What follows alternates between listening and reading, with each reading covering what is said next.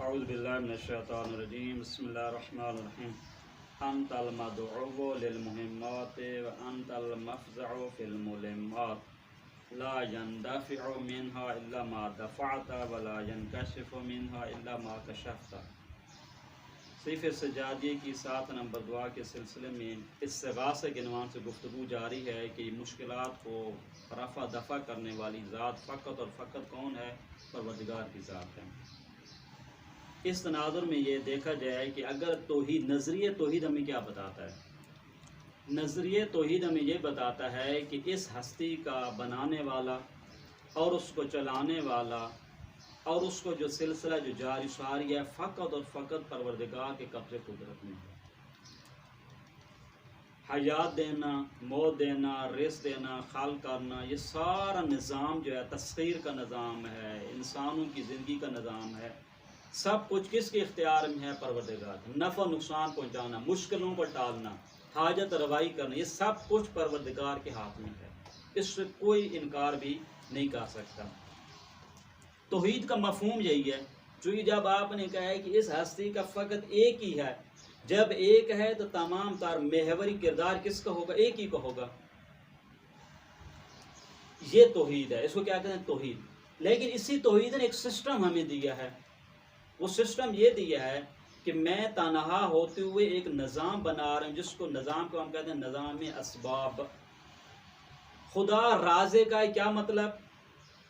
جناب میکائیل کے ذریعے سلسلہ بنایا، یہ آپ کی ڈیوٹی ہے۔ موت ہمارے اختیار میں ہے، اس کے لیے حضرت اسرائیل کی ڈیوٹی لگائیں۔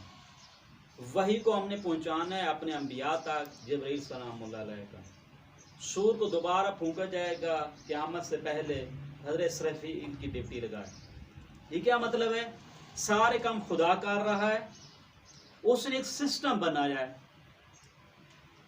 خدا آپ کہتے ہیں کہ سب کچھ رزق و خلق و موت و حیات، سارا نفع نقصان کس کے ہاتھ میں ہے؟ خدا نے ان تمام سسٹم کو اسباب کے ذریعے سے خارج میں مہیا کرتا ہے۔ اس کو کیا کہتے ہیں؟ الہی توحیدی سسٹم۔ ایک ہے توحید، ایک ہے اس کا سسٹم۔ ہمارے یہاں مشکل کیا بن جاتی ہے؟ ہم توحید کو تو سمجھتے ہیں لیکن توحیدی سسٹم کو سمجھنے کی کوشش نہیں کرتے۔ توحید کیا ہے؟ توحید کیا ہے؟ مولا فرماتے ہیں انت المدعو للمہمات انت المفزع للملمات، تو ہی وہ ذات ہے جو پناہ گاہ ہے مشکلات میں، یہ ہے توحید۔ خوب، اس پناہ گاہ کو خداوند کریم خارج میں کیسے مہیا کرتا ہے، رونما کرتا ہے، ہمارے لیے آشکار کرتا ہے، اس کے لیے سسٹم بنایا ہے۔ دوسرے الفاظ میں خداوند کریم اسی توحیدی سسٹم میں اس کشف زور ہے، مصیبتوں کو ٹالنا، رزق کا، خلق کا، موت کا، حیات کا، اللہ تعالیٰ نے ایک نظام بنایا مدبرات امر کا، یہ تدبیر۔ خدا کیا؟ رب العالمین وہی ہے، لیکن وہ عالمین کا رب ہوتے ہوئے اس نے ایک سسٹم بنایا ہے کہ ہم تدبیر یہ کیے کرتے ہیں کہ رزق کا نظام ان کے سپورٹ کرتے ہیں۔ سپورٹ کرنے کا معنی کیا ہے کہ وہ خود بیکار نہیں ہو جاتا، اس کو ان تمام کے امور پر احاطہ حاصل ہے۔ صحیح ہے؟ یہ فقط اور فقط پروردگار کے اس نظام کو خارج میں کیا کرتے ہیں؟ معین کر دیتے ہیں، بھی یہ کام کرنا ہے، بس یہ اجرا کریں۔ دوسرے الفاظ میں اسباب کو خارج میں محقق کرتے ہیں، اس کو کہتے ہیں توحیدی سسٹم۔ آپ آ جائیں جناب حضرت عیسیٰ سلام اللہ علیہ کے بارے میں، ایک جگہ عیسیٰ علیہ السلام خود فرما رہے ہیں، دیکھیں سورہ آل عمران میں۔ تو آج ہم اس گفتگو کو چھیڑیں کہ شرک اور توحیدی سسٹم کیا ہے، پہلے پتہ چل جائے، پھر کہیں یہ جناب کسی استغاثہ کرنا وہ شرک ہوتا ہے یا شرک نہیں ہوتا۔ دیکھیں سورہ آل عمران کی جو آیات ہیں، دیکھیں اعوذ باللہ من الشیطان الرجیم بسم اللہ الرحمن الرحیم۔ حضرت عیسیٰ علیہ السلام کیا فرماتے ہیں؟ انی اخلق لکم من الطین، میں مٹی سے تمہارے لیے پرندے کی شکل بناؤں گا، فانفخ فیہ، پھر اس میں پھونکوں گا، فیکون طیرا باذن اللہ، یہ پرندہ بن جائے گا کیا؟ اللہ کی اذن سے۔ میں جناب علی جزاں برس بیماریوں کا جو ہے نا ان کو شفا دوں گا، میں مردوں کو زندہ کروں گا بإذن اللہ۔ یہ کون کہہ رہے ہیں؟ عیسیٰ علیہ السلام کون ہیں؟ موحد، نہ صرف موحد، توحید پرست سے بالاتر توحید کی تبلیغ و ترویج کرنے والا نبی۔ وہ کیا کہہ رہے ہیں کہ میں مردوں کو زندہ کرتا ہوں اللہ کی اجازت سے۔ یہ اذن اللہ کیا ہے؟ وہ توحیدی سسٹم ہے، توحیدی سسٹم ہے۔ توحیدی سسٹم کو آپ کس انداز میں لے کے آ رہے ہیں؟ باذن اللہ۔ یہی نظام یہ حضرت عیسیٰ علیہ السلام کیا فرمایا کہ میں خلق کرتا ہوں پرندے کو، وہ پرندہ بن جائے گا باذن اللہ۔ یہیں پہ خداوند کریم نے بھی فرمایا، اے عیسیٰ آپ کو یاد ہے کہ آپ کو ہم نے کیا کہا تھا کہ آپ خلق کرتے ہیں باذنی، آپ مردوں کو حیات بخشتے ہیں باذنی۔ یہ بھی قرآن کی تعبیر ہے، یہ عیسیٰ علیہ السلام نہیں کہہ رہے ہیں، خود خدا بھی کہہ رہا ہے، وہ خدا جس کو آپ ایک جانتے ہیں وہی کہہ رہے ہیں کہ آپ جو ہے موت سے حیات عطا کرتے ہیں میرے اذن سے۔ عیسیٰ علیہ السلام بھی یہی فرما رہے ہیں کہ میں مردوں کو زندہ کرتا ہوں باذن پروردگار۔ پس کیا ہوگا؟ اس کو کہتے ہیں توحیدی سسٹم۔ توحیدی سسٹم کیا ہوا ہے کہ اسباب کو خارج میں کیسے وجود میں لانا ہے۔ عیسیٰ علیہ السلام جب یہ فرما رہے ہیں کہ میں مردوں کو زندہ کرتا ہوں، اب اگر کوئی ان کے پاس جا کے یہ کہتا ہے کہ عیسیٰ علیہ السلام آپ نے جو کہا ہے کہ میں مردوں کو زندہ کرتا ہوں، اللہ تعالیٰ بھی آپ کی اس بات کی تائید کر رہا ہے، آپ میرے لیے فلاں مردے کو زندہ کر دیں، شرک ہو جائے گا۔ پھر یہ توحیدی سسٹم ہے، توحیدی سسٹم ہے ہی ایسا۔ توحیدی سسٹم کیا ہے؟ جب بھی خارج میں موت سے حیات میں تبدیل کرنا، خداوند کریم نے ایک سسٹم بنا، ہم اسباب بناتے ہیں۔ وہ ذات کیا ہے؟ توحید کے نظام کیا ہے؟ یعنی مسبب الاسباب، وہ ذات جناب جو پانی میں یہ صلاحیت پیدا کر سکتے ہیں کہ اس کو پینے سے آپ کی سیرابی آ جائے گی، سیراب ہو جائیں گے، پیاس بجھ جائے گی، وہی ذات کسی اور طریقے سے بھی اس سسٹم کو بنا سکتی ہے۔ خداوند کریم مسبب الاسباب ہے اور خالق الاسباب ہے۔ یہی تو توحید در خالقی جسی کو تو ہم کہتے ہیں۔ توحید در خالقی کیا مطلب ہے؟ فقط خدا خالق ہے، خدا خالق ہے، جیسے میرا وہ خالق ہے میرے وجود میں آنے والے اسباب کا بھی۔ آپ نے انسان کے وجود میں آنے کے اسباب آپ نے کیا کہا؟ آپ نے کہا ہے کہ ایک باپ ہونا چاہیے، ماں ہونی چاہیے، میاں بیوی ہونے چاہیے، نر مادہ ہونا چاہیے۔ آپ نے یہ سسٹم بنایا، خدا نے سسٹم کو توڑ دیا۔ حضرت آدم علیہ السلام کیسے وجود میں لایا؟ کہتے ہیں ہم نے ایک دن پتلا بنایا مٹی کا، دیکھیں اس کو کہتے ہیں خالق الاسباب۔ اس میں اپنے کیا ہوا؟ ہم نے ارادے سے اس کو وجود میں لے کے آ گئے۔ فنفخت فیہ من روحی، ہم نے اپنی روح جب اپنی روح میں پھونکی تو کیا ہو گیا؟ جو انسان بن گیا۔ خدا اسی انسان بننے پر کتنا فخر کرتا ہے، فتبارک اللہ۔ اب یہاں پہ آئے دوسری جگہ، عیسیٰ علیہ السلام کو کیسے پیدا کیا؟ عیسیٰ علیہ السلام کی قرآن میں تعبیر موجود ہے۔ جناب جبرائیل آتے ہیں انسانی پیکر میں، حضرت مریم اس کو انسانی پیکر میں دیکھتی ہیں، وہ انسانی پیکر میں نہیں آئے، حضرت مریم سلام اللہ علیہا انہیں انسانی پیکر میں دیکھتی ہیں، بھی آپ کیوں آئے ہمارے پاس؟ اب دیکھیں اگر یہ آیت مجھے مل جائے بالکل ابتدا میں سورہ کہ جب یہاں پہ یہ پورا مرحلہ آتا ہے، دیکھیں خداوند کریم کیا فرماتا ہے؟ عیسیٰ علیہ السلام کی ولادت کا سلسلہ ہے کہ کیسے وہ کو جناب علی خداوند کریم نے کہا کہ قال رب، اب یہ دیکھیں انا یکون لی ولد ولم یمسسنی بشر، حضرت مریم یہ عرض کر رہی ہیں کہ کیسے میرے لیے ولد اور بیٹا ہو سکتا ہے، آج تک مجھے کسی انسان نے چھوا تک نہیں ہے۔ ذہنی تصور کیا ہے؟ ظاہری اسباب کیا بتاتے ہیں؟ اگر بیٹا ہونا ہوتا ہے تو نر اور مادے کو جوڑ چاہیے۔ خداوند کریم نے کہا قال کذالک یخلق ما یشاء، وہ تو جو بھی چاہے پیدا کر سکتا ہے بھائی، اس کے ہاں اسباب کی کمی نہیں ہے۔ آپ یہ نہ سوچیں کہ چھوئے جائے گا تو بیٹا ہوگا، کہتے بغیر چھوئے کے بھی ہم پیدا کر سکتے ہیں۔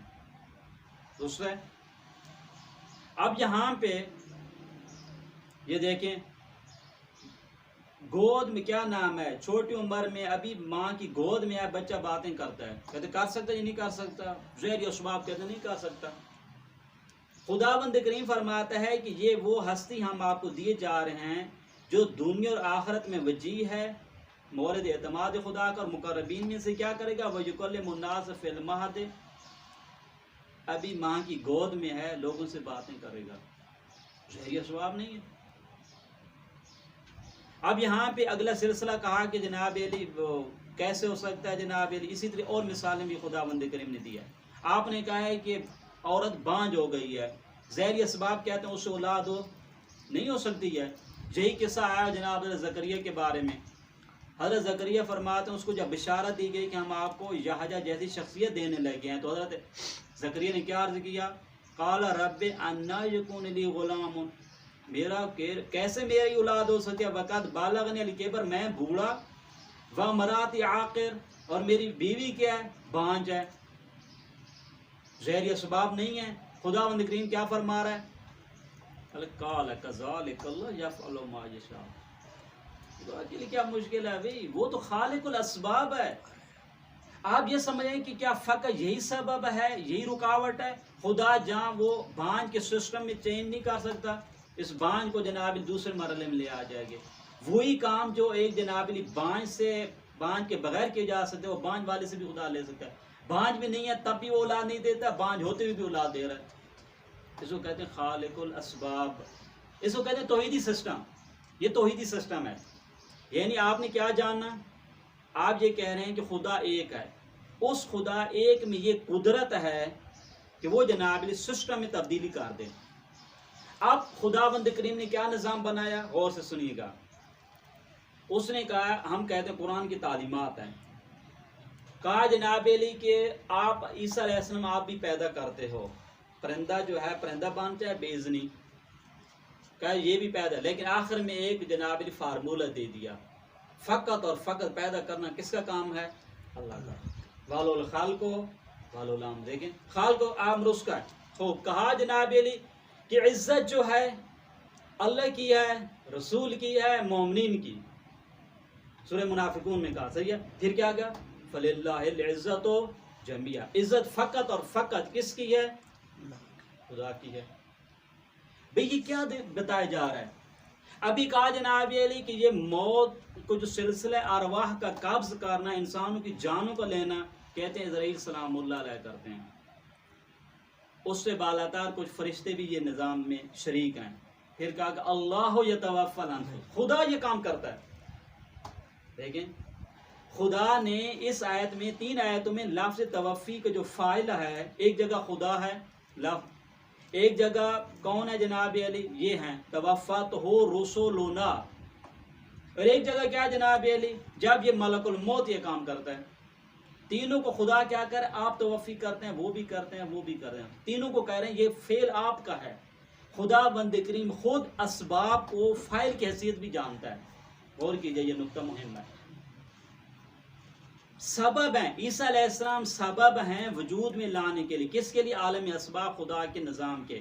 لیکن خدا بند اسی کو کہہ رہے ہیں کیا جناب علی؟ کہ آپ خالق ہیں باذن اللہ، آپ زندہ کرتے ہیں باذن اللہ، آپ شفا دیتے ہیں. یہ کیا نظام ہے؟ یہ نظام بتایا جا رہا ہے، خدائی نظام ہے. اس سسٹم کو ہمیں سمجھنا چاہیے. اس کو کہتے ہیں توحیدی. اگر کوئی نظام، اگر کوئی شخص یہ تو کہے جناب علی کہ خدا بند کریم ہی ہے جو مشکلات کو ٹالتا ہے، مصیبتوں کو رفع دفع کرتا ہے، لیکن اس کے توحیدی نظام کو قبول کرنے کے لیے آمادہ نہ ہو، یہ موحد نہیں ہو سکتا. اب یہ تو مانتے ہیں کہ اللہ تعالیٰ ہی حیات اور موت دینے والا ہے، لیکن اگر وہ یہ سسٹم بتا دے کہ میں حیات اس انداز میں بھی دے سکتا ہوں، تو آپ کو اس کو بھی قبول کرنا پڑے گا. ہم نے یہ نہیں کہا کہ عیسیٰ علیہ السلام. آپ آ جائیں سورہ نامل میں، جس کو ہم بہت مطلب بیان کیا جناب علی. سورہ نامل میں دیکھیں، نبیوں کی باتیں ہو رہی ہیں، عام شخصیات کی نہیں ہے. یہاں پہ حضرت عیسیٰ علیہ السلام نبی، اب سلیمان نبی یہ بیان کر رہے ہیں کہ میرے دربار میں کوئی ہے جو تخت لے کے آ جائے. بھئی یا نبی اللہ، آپ کا وظیفہ تو یہ بنتا ہے، توحید، چونکہ آپ موحد بھی ہیں، توحید کی تبلیغ بھی کرتے ہیں، آپ کہیں یا اللہ مجھے تخت چاہیے، آپ انتظام کیجئے. یہ نہیں کہا. کہہ سکتے تھے نبی نبی ہیں, نبی کا کام کیسا ہے؟ خدا سے مانگے نا بھائی, ہماری بات تو ختم, ہم تو ویسے بھی چلو بھائی گئے گزرے ہیں. لیکن نبی کس سے مانگ رہا ہے؟ نبی کا کام کیا تھا؟ خدا سے مانگے. لیکن حضرت سلیمان نبی کیا کہہ رہے ہیں؟ فرمایا ایشکم یاتینی, تم میں سے کون ہے یاتینی جو میرے لیے لے بعرشہا, میرے لیے کون لے کے آ سکتا ہے؟ تو اب یہاں پہ اس کو مجمع بھی کہتا ہے یا نبی علیہ, یہ تو شرک والی باتیں کر رہے ہیں, ہم سے مانگ رہے ہو, ہم سے. حضرت سلیمان کا یہ تقاضا کرنا ایک توحیدی سسٹم کو اجاگر کرنا چاہتے ہیں. جس طرح میں مروج توحید ہوں, میرا کام یہ بھی ہے کہ توحیدی نظام کو بھی سمجھاؤں. یہ جو توحیدی نظام کا تقاضا یہ ہے کہ خدا بندی کریم عرش تو لے کے آئے گا, لا سکتا ہے, لیکن وہ بھی کسی نہ کسی اسباب کے ذریعے سے سہارا لے گا. خدا کیسے عرش لے کے آئے گا؟ ہو سکتا ہے جناب کوئی نہ کوئی سبب وہ ڈھونڈ لے گا, اس کے لیے تو مشکل نہیں ہے. میں یہ سبب آج بتائے جا رہا ہوں کہ یہ جو میں سبب بتا رہا ہوں یہ وہی سبب ہے جو خدائی سبب ہے. کیونکہ انبیاء کے جو بھی کام ہوتے ہیں اپنی طرف سے نہیں ہوتے جناب علی, خدا بند کریم کی طرف سے نہیں. خدا ایک طرف ہو اور یہ ایک طرف ہو, یہ دو گان کی ان میں نہیں ہوتی. دیکھیں تو لانے والے نے کیا کہا؟ لانے والے نے کیا یہ کہا تھا کہ میں لے کے آتا ہوں, دعا کرتا ہوں, توبہ استغفار کرتا ہوں, نوافل پڑھتا ہوں, دعا کرتا ہوں خدا سے. آنے والے نے کیا ہے کہ آنا آتی کا, میں لا سکتا ہوں. بھائی کون لے کے آئے کہ میں لا سکتا ہوں. بات کس کی ہو رہی ہے؟ غیر طبیعی اسباب کے ذریعے سے سینکڑوں فاصلے پر, سینکڑوں کلومیٹر کے فاصلے پر تخت کو لانا ہے. غیر طبیعی اسباب ہیں. اسباب طبیعی کیا ہوتے ہیں کہ یہیں پہ موجود ہو, اس کو 100 آدمی 10 آدمی مل کے اٹھا کے لیں. سینکڑوں کلومیٹر کے فاصلے پر ہو, غیر طبیعی اسباب کے ذریعے سے منگوایا جا رہا ہے. پس غیر طبیعی اسباب ہوں یا طبیعی اسباب ہوں, تمام کا مرکز اور محور کون ہے؟ قدرت پروردگار کیا. وہ جو فارمولہ دیا فقط وہی ہے. وہ ذات نے سسٹم بنایا ہے کہ اس قدرت کو خارج میں کیسے محقق کیا جائے گا. وہ جناب علی اس عبد صالح کے ذریعے, جس کے بارے میں قرآن کیا فرماتا ہے جناب علی, الذی عنده علم من الکتاب, جس کے پاس ایک کتاب علم تھا, وہ لے کے آیا. جب یہ ان کے پاس تخت آ گیا تو سلیمان نبی نے اب کیا کیا؟ خدا کو بھول گئے نہیں, اب تو خدا اور یاد آنے لگا. یعنی توحیدی نظام کو اپنے آنکھوں سے دیکھ رہے تھے. غور کیجیے گا, جب حضرت سلیمان نبی نے توحیدی سسٹم کو آنکھوں سے دیکھا تو کیا فرمایا؟ ھذا من فضل ربی, یہ تو پروردگار کی عنایت ہے. اس کو یہ نہیں کہا جناب علی کہ میرا کمال ہوا, کہ یہ میرے اس کا کمال ہے. یہ پروردگار کی عنایت ہے کہ مجھے ایسے لوگ نصیب کیے. دوسرے الفاظ میں مجھے اپنی آنکھوں کے سامنے توحیدی نظام کو سمجھنے اور دیکھنے کی خدا نے مجھے توفیق دی. میں دیکھ رہا ہوں توحیدی نظام کو. پس موحد کسے کہتے ہیں؟ جہاں وہ اس نظریے کا قائل ہے کہ خدا ایک ہے, وہاں اس کے سسٹم کو بھی قبول کرے. تو یہ ہوا. پس نتیجہ گفتگو کیا ہوا؟ نتیجہ گفتگو ہوا ایک توحید ہے کہ خدا ایک ہے. جب وہ ایک ہے, پیدا کرنا, زندہ کرنا, مارنا, رزق دینا, مصیبتیں ٹالنا, حاجت روائی کرنا, مشکل کشائی کرنا, فقط اور فقط وہ ہے. توحیدی سسٹم کیا ہے؟ خدا اسی سسٹم کو اس کے لیے اسباب فراہم کرتا ہے. جیسے ہم نے اپنے سامنے مثالیں بیان کی ہیں. جب یہ مثالیں سے کیا نتیجہ کیا نکلا؟ اگر کوئی شخصیت یہ کہے کہ میں مردوں کا زندہ کر سکتا ہوں, کوئی یہ کہ سینکڑوں کلومیٹر فاصلے میں یہ کام کر سکتا ہوں, یہ ساری کس کی عطا ہے؟ پروردگار کی عطا ہے. خب جب اللہ خود دے رہا ہے یہ طاقت, کیا اس کا مطلب یہ طاقت دے کے ہمیں شرک کی طرف خدا لے کے جا رہا ہے؟ اور کیجیے گا, خدا بند کریم نے کہا کہ شرک نہ کرنا. شرک ایسا گناہ ہے کسی سے قبول نہیں ہے. اگر میرا نبی بھی کرے گا تو اسے بھی قابل قبول ہو نہیں ہے. کیا خدا بند کریم اس سسٹم کو جب ہمارے سامنے دیا تو ہمیں مشرک بنانا چاہتا ہے؟ خود تو کہا ہے کہ موحد بنو, لیکن سسٹم ایسے دے ڈالا جو شرک آلود ہو. یہ نہیں ہو سکتا. غور کیجیے, اگر وہ یہ کہتا ہے جناب علی کہ اے خدا کو مانو, اس کا مطلب ہے وہ جو سسٹم دے گا وہ بھی موحدانہ ہوگا, اس میں شرک نہیں ہوگا. پھر یہ ممکن نہیں ہے کہ وہ خود تو توحید کا میسج دے لیکن سسٹم ایسا بنا لے جس میں شرک آلود ہو، یہ نہیں ہو سکتا۔ اور یہ ہم نے قرآن میں دیکھا، قرآن میں ہمارے پاس نمونے ملے، مثالیں ملی کہ یہ ہو سکتا ہے خدا مند۔ اب ہمارے برادران ایک تفسیر کرتے ہیں شرک کی، اب یہاں پہ غور کیجیے گا، شرک کی تفسیر کیا کرتے ہیں؟ شرک کی کہتے ہیں تفسیر یہ ہے کہ اسباب طبیعی سے مانگنا، یہ کیا جناب علی توحید ہے، کوئی مسئلہ نہیں ہے۔ اسباب طبیعی کیا مطلب ہے؟ آپ یہاں پہ بیٹھیں، آپ کہتے ہیں مجھے پانی پلائیے، تو یہ صحیح ہے، لیکن اسباب غیر طبیعی کیا؟ پانی کا بالکل یہاں پہ انتظام نہیں ہے، کچھ بھی نہیں ہے، آپ ایسا انتظام کریں کہ میرے لیے پانی لے کے، اس کو کہتے ہیں غیر طبیعی اسباب۔ یوں سمجھیں جیسے حضرت ابھی آپ یہاں پہ جانا چاہتے ہیں، حرم جانا چاہیں، وہ کیسے جائیں گے بھائی؟ طبیعی اسباب کون سے ہیں جناب؟ باہر نکلیں گے وہاں سے پہنچیں گے۔ غیر طبیعی کیا ہے؟ ڈائریکٹ جہاں سے جناب علی پہنچ جائے بی بی کی بارگاہ میں، وہی غیر طبیعی اسباب۔ برادران اہل سنت کیا کہتے ہیں؟ برادران وہابی، اہل سنت کی جو ہم برادران جب کہتے ہیں مراد ہمارے وہابی، اہل سنت کی ہماری گفتگو جو اہل سنت کا یہ موقف نہیں ہے، وہابیوں کا۔ وہ ان کا نظریہ یہ ہے کہ مدد مانگنا اگر اسباب طبیعی سے ہے تو یہ تو کوئی مسئلہ نہیں ہے۔ مثال کیا دی ہے؟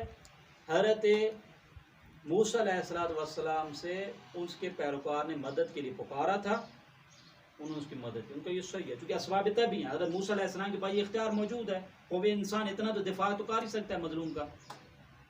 لیکن اگر غیر طبیعی اسباب سے کوئی تقاضا کرتا ہے، آپ کہتے ہیں بارش کا بھی کہتے ہیں کہ آپ کہتے ہیں کسی کے پاس ہو کہ آپ بارش کا انتظام کیجیے۔ دیکھیں میں عبارت پڑھ لوں، دو عبارتیں پڑھتا ہوں برادران کی کتاب سے تاکہ مشکل نہ بنے۔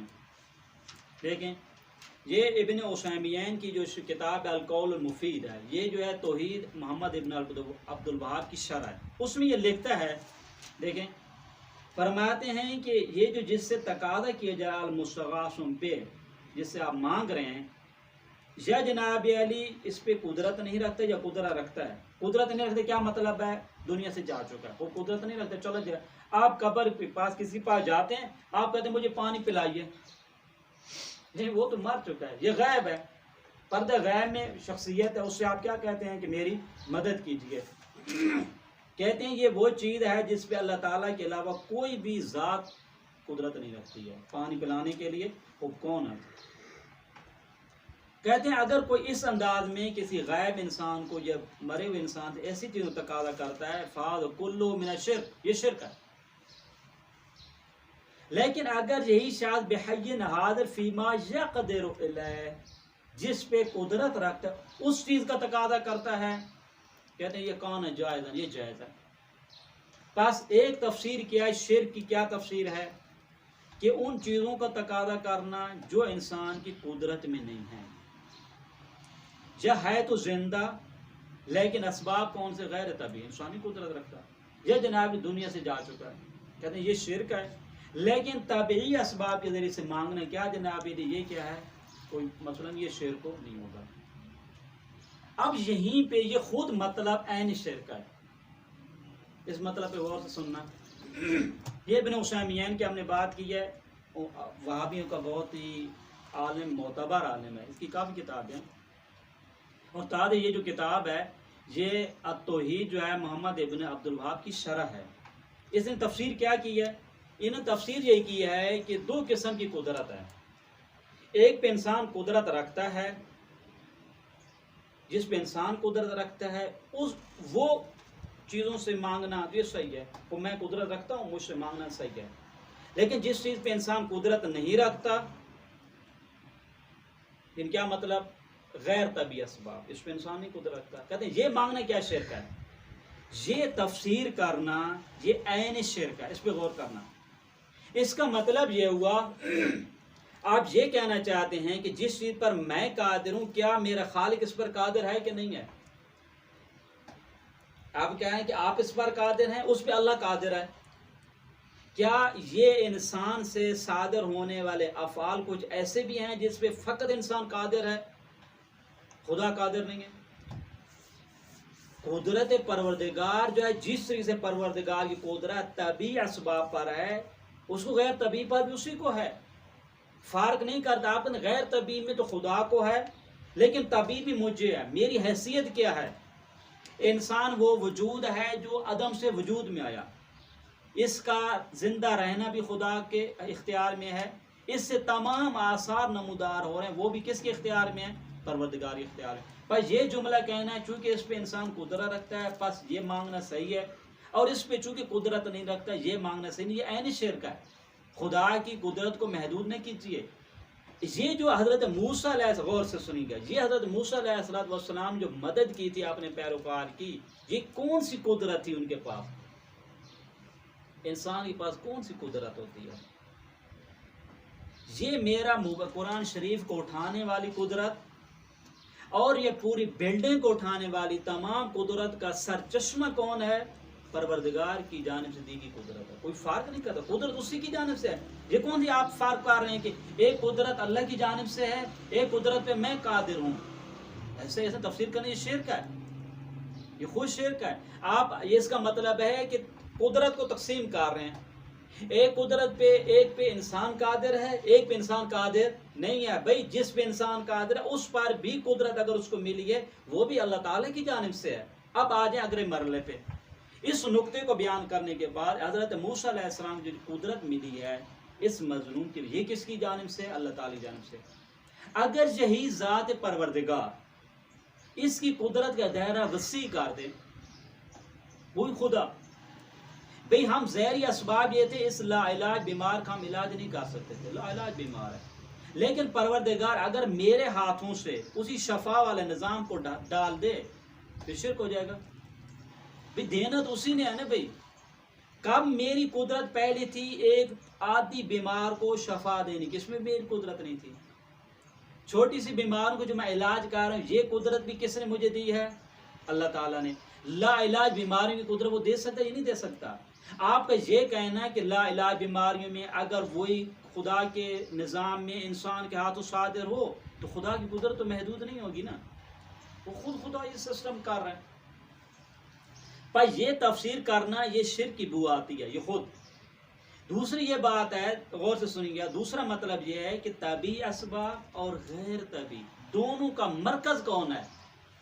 اگر میری ذات ہے تو میری ذات کی کوئی حیثیت ہی نہیں ہے، میں کچھ بھی لم یکن شیئا مذکورا، قرآن کہتے ہیں آپ کی کوئی حیثیت نہیں، آپ کی اصلا ذکر کے قابل ہی نہیں تھے، مجھے کس نے یہ وجود عطا کیا، مجھے کس نے یہ ہستی بنایا؟ کس نے بنایا؟ اللہ تعالیٰ نے۔ وہ جو مجھے ہستی بنا رہا ہے وہی جناب میرے ہاتھوں سے آپ اگر فیضان جاری کر دے، خیرات جاری کر دے تو اس میں کون سا عیب ہے؟ یہ تو توحیدی سسٹم ہے۔ بھئی آپ مجھے بتائیں، یہ دعاؤں میں ملتا ہے کہ پروردگار میرے ہاتھوں سے اپنی خیرات جاری کر دے لوگوں کی نسبت، میرے ہاتھوں سے۔ پروردگار تو خیرات تو جاری کرے گا، ہر کسی کے ہاتھ سے بھی کر سکتا ہے، کیا بہتر ہے کہ میرے ہاتھ سے ہو؟ خدایا تو کسی کی ہدایت کرنے والا تیرے ہی کام ہے، لیکن کیا بہتر اس ہدایت کا جو نظام ہے میرے ہاتھوں سے رونما ہو؟ اس کو کیا کہتے ہیں؟ توحیدی سسٹم۔ بس یہ جو تفسیر کرنا کہ ایک جناب الموارد میں شرک ہے، مثلا اس کی جو تفسیر ابن تیمیہ، دیکھیں ابن تیمیہ کیا کہتا ہے، اس کی آخری عبارت پڑھ کے بعد ختم کرتے ہیں۔ ابن تیمیہ کہتا ہے من یاتی الی قبر نبی او صالح، اگر کوئی کسی ایک نیک شخصیت کے پاس جاتا ہے، فوت اس کی قبر کے پاس جاتا ہے اور اس سے سوال کرتا ہے، اس سے نجات کی تمنا کرتا ہے، اس سے کیا کہتا ہے کہ میرے بیماری کو شفا دے دے، میرے دشمن سے انتقام لے، یہ سارے کام کہتے ہیں یہ وہ کام ہے مما لا یقدر علیہ الا اللہ، یہ وہ کام ہے جس میں اللہ تعالیٰ کے علاوہ کوئی بھی قدرت نہیں رکھتا۔ تو آپ مار چکے ہیں، آپ کیا آپ قبر میں ہیں؟ کہتے ہیں فہذا شرک صریح، یہ شرک ہے، یجب ان یستتاب صاحبہ، واجب ہے کہ اس سے آدمی کا آج ایک توبہ کرے، وَإِلَّا اگر توبہ نہیں کی وَإِلَّا قُتِلَ، اس کو قتل کر دیا جائے گا، یہ شرک کر رہا ہے۔ مجھے یہ بتائیے، یہ جو آپ کہہ رہے ہیں کہ اس پہ فقط اللہ تعالیٰ کی ذات قادر ہے، کس پر؟ کہ اس میت سے مانگنا جو قبر میں ہے، اب اس کے پاس یہ قدرت نہیں ہے۔ مجھے یہ بتاؤ جب یہ ہمارے سامنے موجود تھا اس وقت اس کے پاس قدرت کہاں سے آئی تھی؟ اس وقت کو قدرت دینے والا کون تھا؟ میں نے تو نہیں دی تھی نا بھی قدرت، اس کی اپنی ذات ہی بھی نہیں تھی۔